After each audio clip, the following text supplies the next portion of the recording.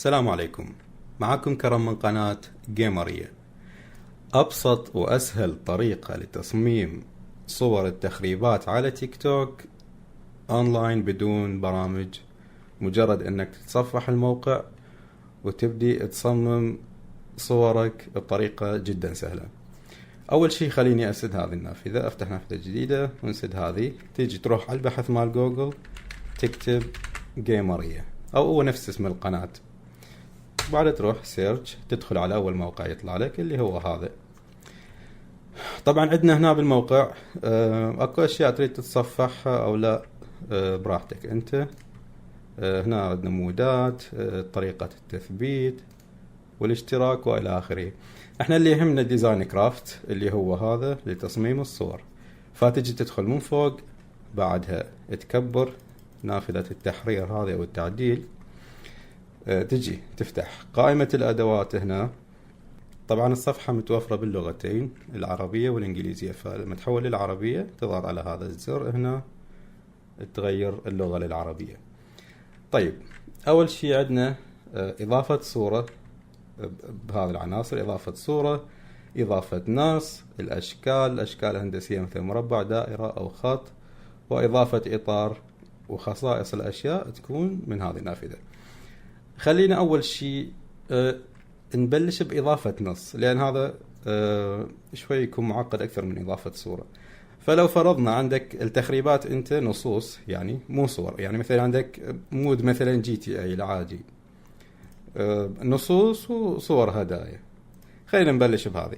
أول شيء خلينا مثلا نقول مثلا عندك تخريبة اسمها سقوط من السماء، خلينا نكتبها بالعربي سقوط. أول شيء اكتب سقوط، ما يحتاج تكمل الجملة. إضافة نص، راح ينزل لك النص هنا، اسحبه للوسط، كبر الإطار شوي، روح على سقوط، أشر هنا، كمل النص. سقوط من السماء مثلا، يعني سقوط اللاعب من السماء، هذا واحدة من التخريبات. طيب هنا كتبنا النص، نروح على الخصائص حتى نعدل خصائص النص. هذه الأشياء هنا شفافية، واللون الخلفية ولون الحدود، هذه أكثر شيء تستخدمها للصور اللي موجودة عندك، فهذه ما راح نستخدمها. راح نجي هنا نوع الخط، عندك 5 أنواع للخط. هذا الأول، هذا الثاني، أول شيء أشر هنا الأول والثاني والثالث والرابع. بالحروف العربية مو ذاك التأثير، فأتركه على أول واحد. طيب نجي نكبر حجم النص بهالحجم مثلا. قبل ما تعدل الألوان انزل للأخير، خلي النص بالوسط، بوسط الإطار. بعدها لو تحب تكبر حجم الخط أو عرض الخط، راح يكون بهذا الشكل. لما تجي تضغط على حرف B، هنا مائل أو مستقيم، هنا تحته خط أو بدون خط. طيب خلينا ناخذ النص هذا نجيبه لهنا مثلا، نصغر الإطار شوي، هذا الشكل. طيب اللون حاليا ما يرهم لون أسود، فنجي لون النص، تختار لك لون معين، مثلا خلينا نختار ألوان عشوائية، هذا لون النص. بعدها الحدود ما ترهم للغة العربية، الحروف العربية، فما راح نستخدم حدود هنا، راح نستخدم ظل للنص. فاجي اسحب الظل، الخط مال الظل او الرينج هذا مال الظل، بعدها اضيف له لون، يعني نجي هنا نخلي على سبيل المثال هذا اللون هيك، هذا الاصفر قريب للصفار. طبعا تقدر تحرك الظل يمين او يسار او لفوق او لتحت بشكل عمودي، او تقدر تصغر من الظل وتسوي تصغر من الضبابية، تقلل الضبابية وتسويه حاد بهذا الشكل، بس احنا ما راح نستخدمها حاد، فراح نخليه ضبابي. طيب النص ضبابي، لون النص كملناه. حاليا ايش تحتاج بعد؟ تحتاج تخلي صورة هدية، فراح نرجع للعناصر. طبعا راح يكون الشرح شوي سريع حتى لا ناخذ وقت. تختار صورة هدية مثلا دونات، خلينا نقول، خلي الدونات هنا، ضيفه فوق. إذا حسيت أنه النص طويل تقدر تصغر النص وتعدله على راحتك. طيب سقوط من السماء مقابل دونات، هنا إذا تريد تخلي لها إطار فراح نجي للعناصر، نجي إضافة إطار، نجيب الإطار هنا. عندك بخصائص الإطار نفسه، ما راح تروح على الخصائص، تبقى بالعناصر، تأشر على الإطار نفسه. عندك 5 أنواع: متقطع ومنقط ومزدوج وهذا مخدد. طيب خلينا نخلي مزدوج، نجي نسحبه شوي. لو تلاحظ انه الخط خط الإطار منقسم، فخليه بهذا الشكل. تجي نختار له لون يكون متناسق مع لون النص، مثلا هذا او هذا اللون، لازم تأشر عليه بعدين تعدل. ناخذ هذا اللون. طيب اذا تريد تخليه بهذا الشكل او تريد تخليه خط واحد، خلينا نخليه خط واحد، فنرجع اللي هو هذا اسمه صلب. طيب تجي تسحبه لي فوق، تسوي له محاذاة شوي، بعدها تجي تنزله للأسفل. زين، عندك هذه الشاشة هنا، هذه شاشة أو نافذة المعاينة، يعني بهذا الشكل ما لك علاقة بهاي الخطوط، هاي ما راح تكون موجودة. بهذا الشكل راح يكون شكل تصميمك النهائي لما تخليه بالبث مع تيك توك، يعني المشاهدة بالتليفون راح تكون بهذا الشكل. طيب هذا سقوط من السماء، ضبطناه بهذا الشكل مقابل دونات وخليناه الإطار. طيب هل يا ترى راح تكتب النص وتعدل اللون بكل مرة تسوي تخريبة جديدة؟ لا، روح على الطبقات، عندك هنا هذا النص، فأشر على النص وأشر على الإطار، نص وإطار. أو قبل ما تأشر خليني هذا النص خلينا ننزله لي تحت شوي، خلي أول واحد، وقبله راح يكون الإطار، يعني اللي بالمقدمة النص وخلفه يجي الإطار وخلفه تجي الصورة. طيب نص وإطار، لما اضغط كليك هنا بعدين كنترول وحدد الثاني بالكليك، بعدها تكرار. طيب انزل نص وإطار، أشر عليه واسحبه. خليني أسحبه لهنا، أسحب النص خليه بصفه هيك بهذا الشكل، جيب النص.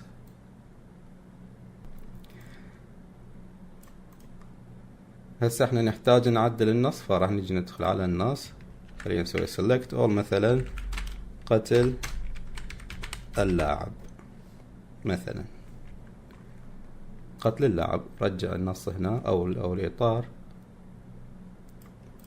وجيب هذا النص، تخلي له مساحة أكثر حتى ينزل شوي، أو رجعه حسب ما أنت تريد. طيب قتل اللاعب صار عندنا هنا، هذا يحتاج لهدية، فجيب أي هدية أنت تريدها، شوف حسب تصميمك للبث والتخريبات اللي عندك. مثلا هذا، فزغر الصورة،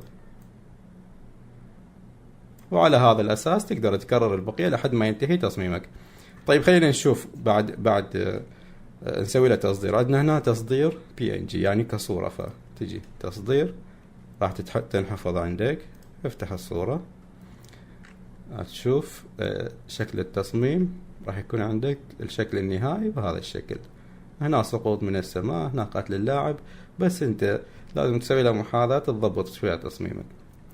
طيب موضوع الصور، يعني احنا اشتغلنا اكثر شيء، اول شيء يعني اشتغلنا. طيب موضوع الصور، احنا حاليا اشتغلنا باصعب شيء اللي هو النص، يعني بدون صور. فموضوع الصور اسهل يعني، فخلينا نيجي نختار صور تخريبات. مثلا عندنا مثلا هاي التخريبة، هاي في حال انت كنت تستخدم كوث او اي مود انت يعجبك، المهم يكون عندك الصور او تكتب نصوص. طيب نجيب الصورة هنا، خلينا نيجي ننسخ الإطار نفسه، فنحتاج هذا الإطار، أشر على الإطار تكرار، راح ينزل عندك بالأسفل، جيبه اسحبه خليه هنا. هاي في حال ردت تستخدم إطار، إذا ما تريد تستخدم إطار براحتك. طيب خليه هيك، حاليا تحدد بالإطار. يحتاج لصورة، فنجي ناخذ صورة، خليني أرجع هنا جفت إيمج، يعني مثلا هاي الصورة، خليني أسحبها أصغرها هيك وخليها هنا.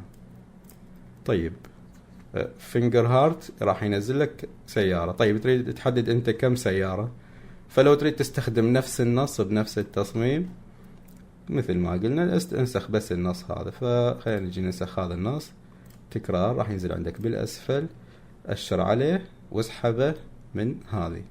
طيب في خلينا نقول 15 مثلا، نكتب اكس 15. طيب اسحب الإطار هيك بهذا الشكل، جيبه شوفه يبين. لو ما يبين ما راح يبين.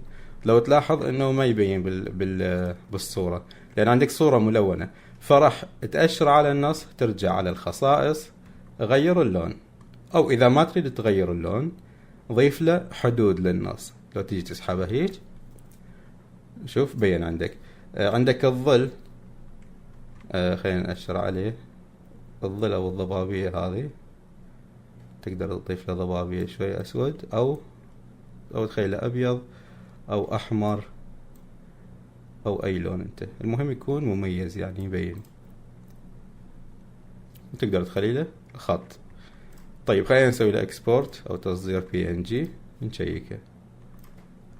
انتبه هنا لما تسوي تصدير لازم تطلع من النص. حاليا احنا مأشرين على النص، فاضغط باي مكان فارغ راح تلاحظ انه هذا ماكو اي حدود بالشاشة الرئيسية. بعدها تصدير افتحه، هذا النص عندنا شوف ما مضبوط لان احنا ما ضبطنا شوية، الصورة طالعة من الفريم. فبس تجي تاخذ شوية الفريم تنزله للأسفل، سوي له تصدير. انا مأشر دائما لا تنسى تضغط بالفراغ بعدها تصدير. طيب مثل ما تلاحظ الموضوع جدا سهل، ما في اي تعقيد. باقي انت على ذوقك تكمل الوان النصوص او الاطارات او ترتيب الصور. طيب بقت شغلة الأخيرة، لو أنت وصلت بتصميمك لهذا الحد أو أي حد أنت وصلت وردت تكمل بعدين، طيب هل يا ترى راح تعيد من البداية؟ لا، عندك هنا حفظ المشروع، تحميل المشروع أو مسح الكل، هاي تمسح كل شيء. طيب احنا نحتاج نكمل مشروعنا بوقت ثاني، فحفظ المشروع راح ينحفظ عندك المشروع هنا. خلينا نشوف وين نحفظ عندنا بالداونلود بروجرامز. خلينا نسوي مسح. لنفرض انك رجعت بعد فترة تريد تكمل المشروع مالتك، فتحميل المشروع روح على داونلود بروجرام، هذا هو الديزاين بروجكت مالتك، دبل كليك راح يرجع لك مثل ما كان وتقدر تكمل شغلك.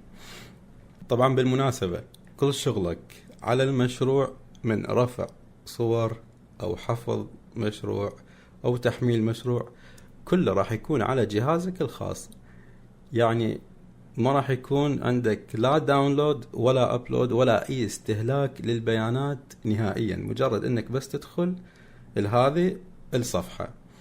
طيب يا شباب، لو حابين نضيف خاصية ثانية بنافذة ثانية مثل تحويل فيديوهات الالرت الى شفافة بنفس البساطة هذه، يا ريت تتفاعلون مع الفيديو وتكتبوا لنا بالتعليقات، ويا ريت تكتبوا لنا اقتراحاتكم لتحسين الموقع أكثر وأكثر. شكرا لكم، شكرا لمتابعتكم. لا تنسون الاشتراك بالقناة، تفعيل زر الجرس. نلتقيكم بفيديو جديد، مع السلامة.